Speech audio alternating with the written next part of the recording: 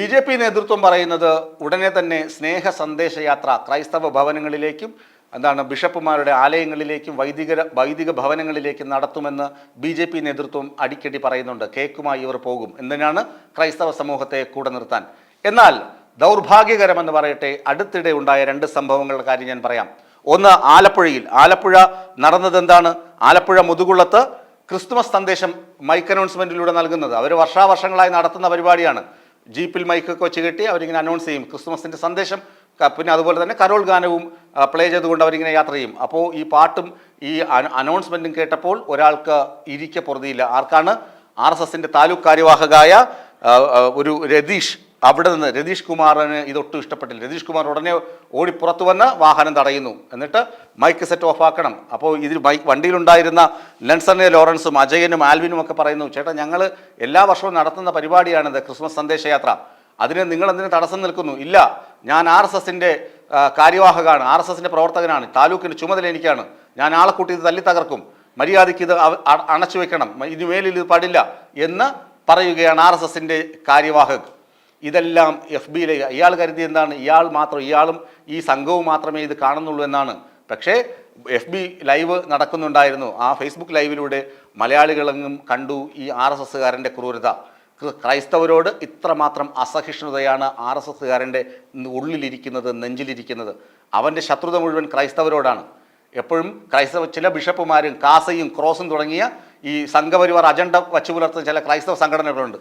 വൃത്തികെട്ട ക്രൈസ്തവ സംഘടനകൾ, ക്രോസ്, കാസ തുടങ്ങിയ വൃത്തികെട്ട നീചമായ ക്രൈസ്തവ സംഘടനകൾ, നീചന്മാരിൽ നീചന്മാരായ ക്രിസ്തുവിൻ്റെ യാതൊരു സ്നേഹത്തിൻ്റെ സന്ദേശം ഒരിക്കലും ഉൾക്കൊള്ളാത്ത ഈ രണ്ട് ഏജൻസികൾ കൂടി സംഘപരിവാറിനെ കുടപിടിക്കുന്നുണ്ട്. അതുപോലെ തന്നെ ബിഷപ്പുമാരെന്താണ്, RSSൻ്റെ കേക്ക് വാങ്ങി തിന്നാൻ ത്വരമൂത്തിരിക്കുന്ന ചില ബിഷപ്പുമാരുണ്ട്. അവരൊന്നും ഇത് കാണുന്നില്ല.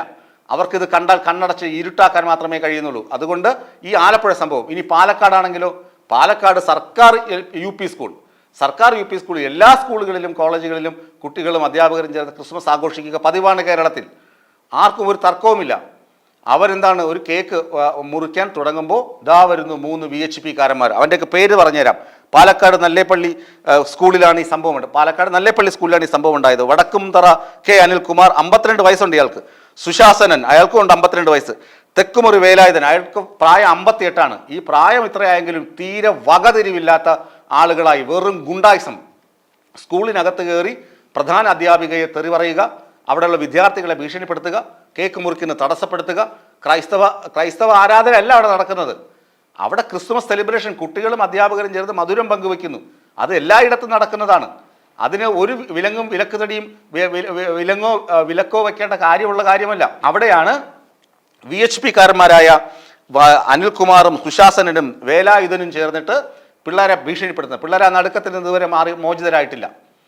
ഇവരെ 3 പേരെയും പ്രധാന അധ്യാപികയുടെ പരാതിയിന്മേൽ പോലീസ് പിടികൂടി അറസ്റ്റ് ചെയ്തു. വധഭീഷണി, കുട്ടികളെ ഭയപ്പെടുത്തൽ, സ്കൂളിൽ അതിക്രമിച്ച് കിടക്കൽ എന്നീ കുറ്റങ്ങൾ ചുമത്തി ഇവന്മാരെ 3 പേരെയും കോടതി ഹാജരാക്കി കോടതി റിമാൻഡ് ചെയ്തിട്ടുണ്ട്. ഇനിയിപ്പോഴാണ് സന്ദീപ് വാര്യരുടെ വിമർശനം വരുന്നത്, പരിഹാസം വരുന്നത്. ഇവർ ജയിലിൽ നിന്നിറങ്ങിയാൽ എന്ത് ചെയ്യും? BJPയുടെ സ്നേഹ സന്ദേശയാത്രയുടെ ഭാഗമാകും.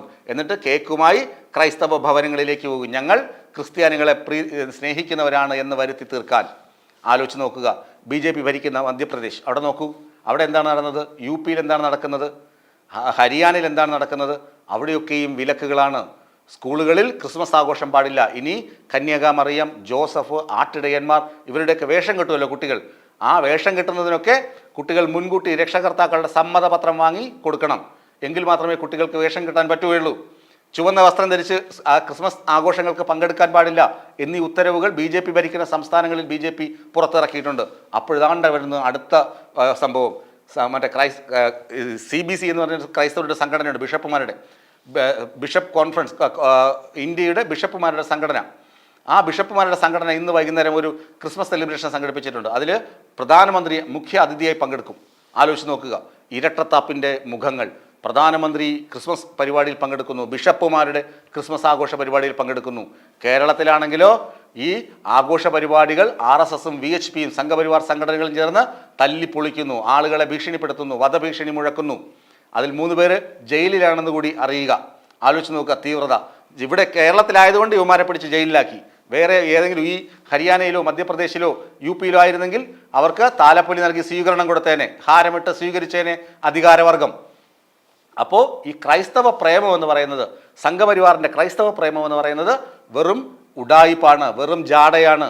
ഇവർക്ക് യാതൊരു സ്നേഹവുമില്ല. ഇവരുടെ അജണ്ട വർഗീയ ഫാസിസം നടപ്പിലാക്കുക, രാജ്യത്തെ ഹിന്ദുത്വ ഭീകരതയിലേക്ക് കൊണ്ടുപോവുക എന്നതാണ് ഇവരുടെ ഉള്ളിലിരിപ്പ്, ഇവരുടെ വർഗീയ അജണ്ട. ഇത് തിരിച്ചറിയാൻ മനുഷ്യന്മാർ തയ്യാറാകണം, മതേതര കേരളം തയ്യാറാകണം. എങ്കിൽ മാത്രമേ ഈ കള്ളനാണയങ്ങളെ സമൂഹത്തിൻ്റെ മുഖ്യധാരയിൽ നിന്ന് അകറ്റി നിർത്താൻ കഴിയുകയുള്ളൂ എന്ന പരമാർത്ഥം വെളിപ്പെടുത്തുന്ന സംഭവങ്ങളാണ് ഇപ്പോൾ സംഭവിച്ചു കൊണ്ടിരിക്കുന്നത്.